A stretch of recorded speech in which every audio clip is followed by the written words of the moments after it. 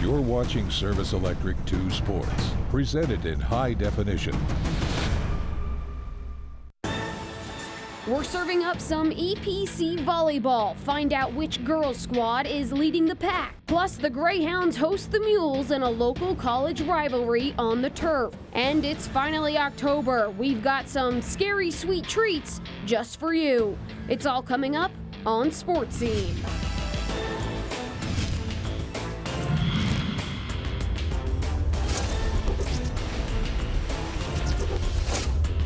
You're watching Lehigh Valley Sports Scene.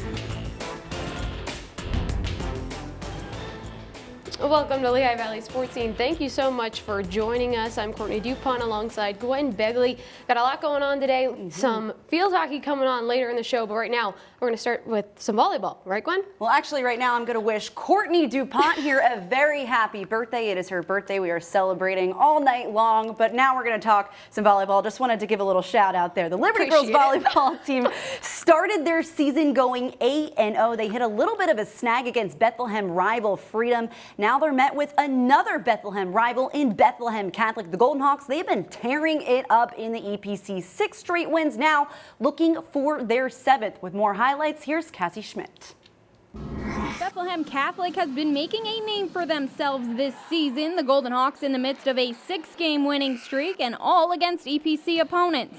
And now looking to take down another in Liberty. And from the start to the end of this one, Becca would be the ones in control. Their defense, a big part of this win, not allowing any momentum to happen for the Canes, and they'll take set 1 in a commanding 25-13 final. Hawks just as hot in set 2, breaking out to the early 7-2 lead, and then the blocks just keep on coming. 3 straight will extend the lead to their biggest at 14. Score 22-6 thanks to Joy Wetzel denying the Canes. The closest Liberty would get was within 8 off the Autumn Marrero tip, but Becca able to finish it off, taking set 2 from the Hurricanes, ending the set with a little trickery for the final point, 25-16 the final. Breaking out to yet another strong lead was Becca. They'd go up 13-4. Liberty with just 1 earned point through that run. Canes able to make it a 6-point game with 3 straight points, but Becca would never let up in this match. Finishing just as strong as they would start, the tip will make it 24-15 Hawks, and then the kill from Riley Cummings will end it. 25-15 the final in set 3, and a sweep on the road for the Hawks, their 8th of the season. I'm very impressed with how we played. There was a lot of great things we did. The first time we played them, we took a set, but they played amazing. Liberty's an awesome team, and to take it over in 3 was an exciting win for us. I really think our defense this game was amazing. We barely let any balls hit the ground. Our blocking, we blocked how many balls in a row? 1, 2, 3. So I think blocking was a major contributor to this game. This year, the lines have been very blurred in EPC girls volleyball, and after winning 7 straight, Bethlehem Catholic has become a front runner with only 5 matches left in this regular season. We feel pretty confident. We just have to keep training hard and just go after everything and swing hard and just focus on every point. On the scene at Liberty, I'm Cassie Schmidt for 2 Sports. Thanks, Cassie. We will get to the standings in just a bit, but Liberty, despite that loss, still remains a top contender in the EPC and the district in the 4A class. Bethlehem Catholic has a little more competition, though, in that 3A class. Liberty will have Easton Area High School next, while Bethlehem Catholic will have Southern Lehigh. Yeah, now Becca wasn't the only team on the road yesterday. Northampton played in the Green Hornets home court yesterday in a match that took a little bit of an unexpected turn. Coming into it, Emmaus had lost 2 of their last 3 matches, but they dominated the first 2 sets in this one. They took the first 25-16 after 2 aces and an impressive opening performance by Macy Van Delzen, who picked up 8 finishes for her team in that set. After that, defense was big for Emmaus. A big block would give the Hornets a 5-point lead, and Emmaus would take the second set 25-18. But in set number 3, things got a little sloppy. Head coach Bree Giangiobi said her team has been struggling with their mental game, and mental dips have resulted in sloppy 3rd and 4th sets for Emmaus. Northampton's Mel Hockman with the ace puts the K-Kids up 7 points. They would take the 3rd set 25-23 and the 4th set 25-21 after Northampton's defense refused to lose. In the final set, though, Emmaus woke up. Northampton would serve the final point out of bounds, and the Green Hornets would take the set 15-8, bouncing back, taking the match 3-2. I think this was a good bounce back, and I think it kind of got us ready for Thursday. We kind of have been in a lull. We've been working really hard at practice, focusing on running things out of system, being on our toes, being ready, kind of playing that aggressive defense that we see in other teams. So I'm pretty proud of them, and I think we're ready for Thursday. We know Northampton is going to be a really competitive team. I mean, they racked up a lot of great wins throughout the season, one against Parkland, so we knew coming into this match it was going to be really tough than the first time we played them. So we really wanted to work on our serve receive and ball handling and communication on the court, which we sort of just came in and just said, this is our house, we're going to finish this match and just play our hearts out. Yeah, so it was a tough loss for Northampton. It actually snapped a 3-match winning streak they had going on. As Macy mentioned, Northampton did defeat Parkland earlier in the season 3-2. That's going to be Amace's next opponent. They'll play them tomorrow night again at home. Now, speaking of Parkland, another anomaly has been the matchup between Parkland and Allentown Central Catholic. These two have been battling for years, and this year has been no different. The first match of the season, Central took down the Trojans in 5 sets, handing them their first of what would be a rare 4 losses on the season. The Vikings, well, they only have 1 loss, and that was to Liberty. With more on the continued battle between Parkland and Central, let's go to Nick White with the highlights. The Parkland Trojans welcomed in the Central Catholic Vikings Tuesday night for an EPC matchup on the court.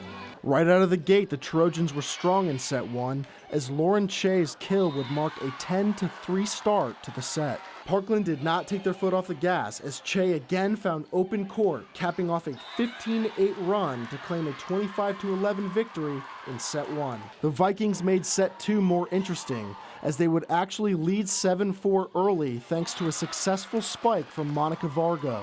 A lead that didn't last long, as Parkland would go on a 21-11 run, capped off by one of Bryn Dresbach's 14 kills on the night to capture set 2 at 25-18.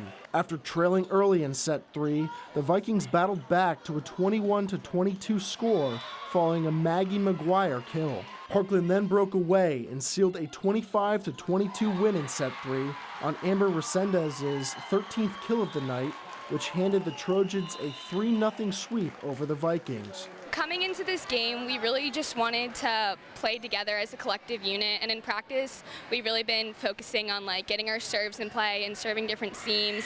And I think that everyone did their individual job tonight, and I think it all really flowed really well together. We say enjoy this. This is wonderful. You're getting reaction from people from your effort. So it's something that's an experience that you'll remember the rest of your life, so enjoy it. And they did that. And Leah, our libero, is doing a really good job of trying to set the tone for everybody and keeping everybody focused on the communication. So they're responding to her direction, and that helps them stay together. After a dominating sweep over Central Catholic, the Trojans will look to keep this momentum as they head to Emmaus on Thursday to continue their playoff push. On the scene at Parkland High School, I'm Nick White for 2 Sports.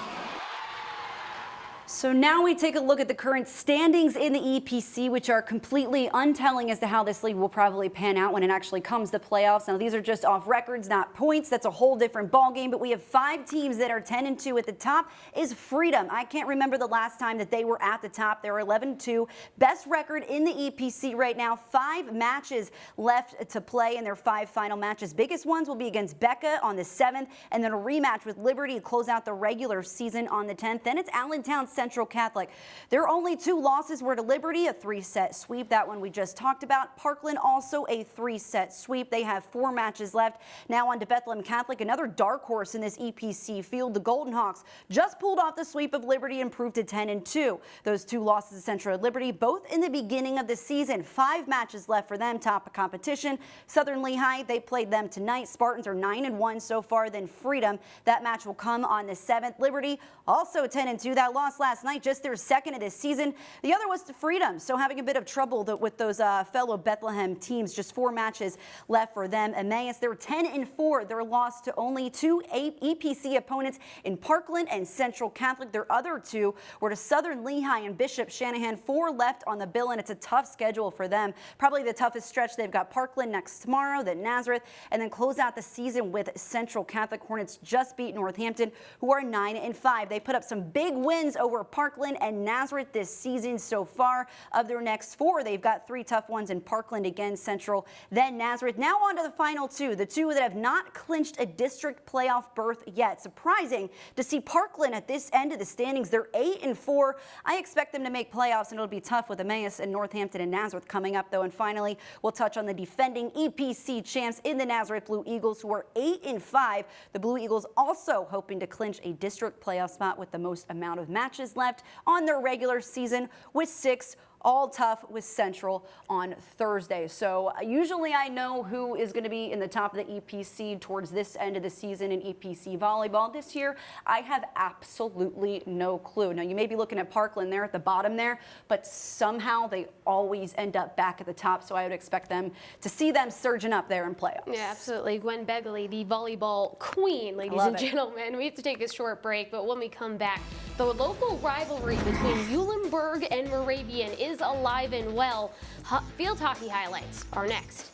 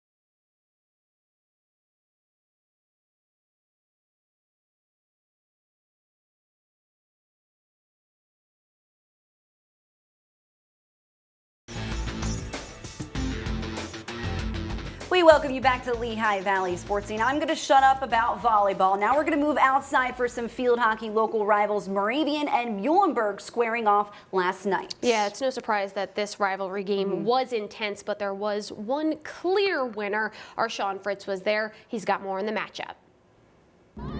A crosstown matchup in collegiate field hockey. The Moravian Greyhounds hosting the Muhlenberg Mules. We'd open things up after a scoreless first quarter.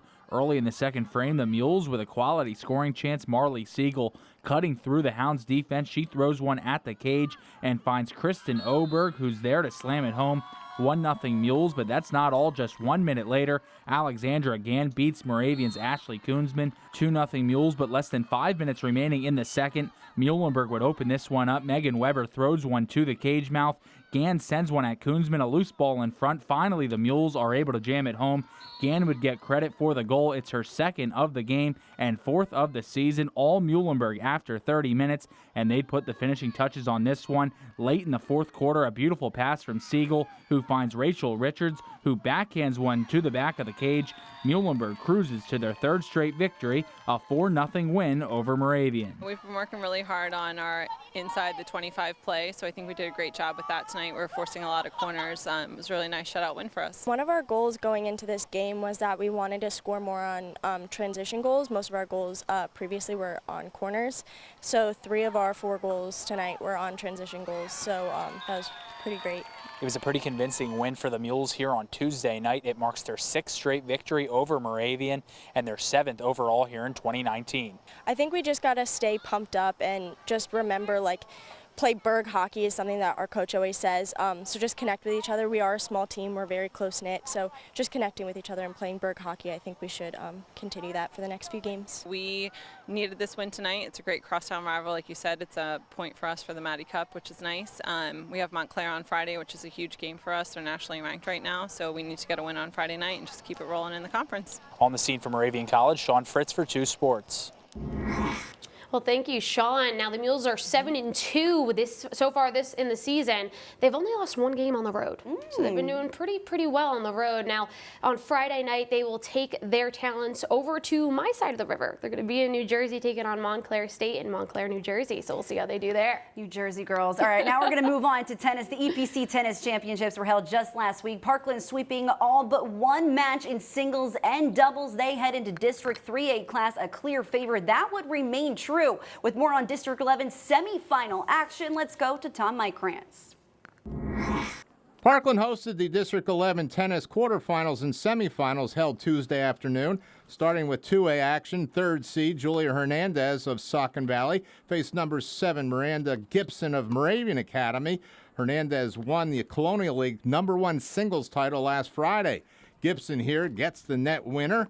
Hernandez, though, dominating this match, scoring on several passing shots down the stretch. She posts a 6-1, 6-1 straight set victory. Moravian Academy's Isabella Bartolacci, who lost for the first time this season to Hernandez in the Colonial final, had her hands full with Central's Sabrina Yurkonik in the other 2A semi. Bartolacci with the nice drop shot. She holds off Yurkonik 7-5 in the first set, has an easier time in the second set, winning 6-2. I thought I was playing pretty good today. It was also really hot, and Sabrina put up a really tough fight. She's a really good player, and I thought she played really well. What do you think carried you to victory today? I think just trying to get the ball in, like more than trying to hit it hard, maybe just like trying to hit it soft, but always get the ball in and run everything down. She's good. She didn't play her best today. I mean, she played a little tentative, but she was missing a hard shot, so she went to plan B and it worked, so she'll be ready for Thursday. Parkland's Joanna Wu, the second seed, took on Nazareth's Alyssa Landolfi in one of the 3A semifinals and took the first set 6-0. Early in the second set, Landolfi tried to play on after an injury to her shoulder, but had to retire, awarding the match to Wu. Undefeated Paraskevi Briegel of Stroudsburg, 18-0 in the regular season, was another top seed tested in the other semi. The drop shot here against Liberty's Veronica Lin. Lin, the 5th seed, has a power game extending volleys and finishing several off with passing shots. This one, the last to finish. Briegel, though, manages to stay ahead in the second set and scores a 6-4, 7-5 victory to earn the berth opposite Wu in the 3A final. Fight. She hits hard. I just had to move. After 2 full days of tennis, it was hard, but I just had to keep going. My legs felt like they were going to fall off, but it was okay. In the end, it worked out. I'm so excited. I can't wait. I worked really hard, and I can't wait. I can't wait to go play. She's a great player. We trained together. I know her. She's really good. She deserved to make it this far, and I wish her the best of luck. The District 11 Singles Championships will be held at Lehigh University on Thursday. Matches are scheduled to begin at 2 p.m. On the scene at Parkland High School, Tom Mykrantz, 2 Sports. Seemed like a marathon of a match there. I can understand why her legs wanted to fall off. All right, thanks, Tom. As he mentioned, district finals will be held Thursday at Lehigh University. We will have highlights of the finals for you on Friday's edition of Lehigh Valley Sports. That's right, Gwen. So tennis season is winding down because it is October, and that means it's time for Oktoberfest. Our Cassie Schmidt was at Blue Mountain this weekend enjoying some treats. We'll have more on that when we return.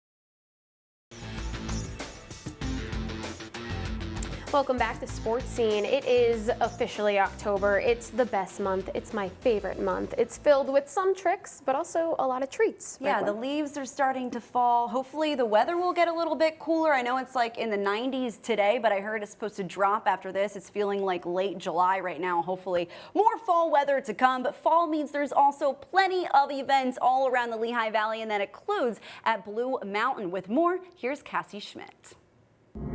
It was the second annual Carbon County Oktoberfest held at Blue Mountain Ski Resort. The event celebrating all things German, but it was also the perfect kickoff to the fall season. It's put on by the Carbon County Chamber of Commerce as well as us here at Blue Mountain. It's a free, family-friendly, pet-friendly event. We have a beer garden, we have kids activities, we got hay rides, dancers, bands, food, the works. The leaves are changing. It's a beautiful day. It's a great day for a motorcycle ride. Great people, great sangria, great beer, great music, great friends. What more can you ask? The perfect event for you and your entire family. We have face painting, pumpkin painting. We have a pumpkin patch with a hay ride, coloring contest. So kids can enjoy the festival just as much as the adults. Yeah, well, we watched the dancers and then we participated. We had some German food, and my other daughter and my wife are on the hay ride, so it's been very good so far. The first thing you might think of doing at Blue Mountain Ski Resort is skiing or snowboarding. And while they have you covered during their winter months, they have plenty to offer during their off-season as well. We have Bark Bash, we have Beer Fest, Wine Fest, Oktoberfest, we have Winterfest during ski season, but we also have Adventure Camp, Laser Tag, Aerial Park, camping, all that stuff. So it's really important that people know that we're not just for skiing, that they can come enjoy their summer, enjoy the fall and everything, and you know, they can enjoy Blue Mountain year-round. It's really fun because there are fun events that you can look into, and you can check out the resort when there's no snow. I'm not a big winter person, but I definitely come up here during the summer and come around with the beautiful, beautiful scenery up here. It's a great place to be. On the scene at Blue Mountain, I'm Cassie Schmidt for 2 Sports.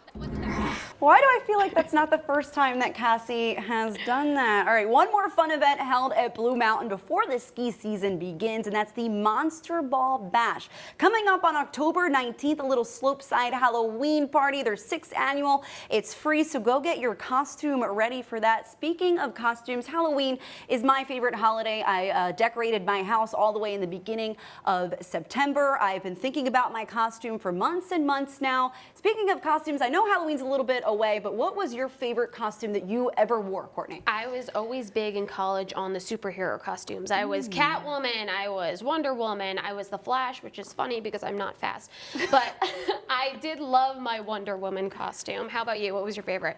Well, me and my best friend, we do kind of a Nickelodeon theme throughout the years, and it all started, we were at Temple football's homecoming game, and we dressed as Mermaid Man and Barnacle Boy from SpongeBob SquarePants, and it was a huge hit. People were taking pictures of us. We were actually on college game day when they were playing Notre Dame, so that was a really cool moment. The next year we were Cat Dog, we were Judge Trudy and the Dancing Lobsters just last year. That was a huge hit. This year we're still scheming up a little something something. I can't reveal it. It's always secret until we debut the picture the day after Halloween. Well, you can't go wrong with the Nickelodeon theme, right? Well, that's going to do it for us, guys. Thank you so much for watching. On behalf of Gwen, me, and the entire 2 Sports team, Gwen and I are going to go enjoy some of my birthday cake now. We think that you should go get yourself some cake, too. We'll be right back here tomorrow. Thanks for watching.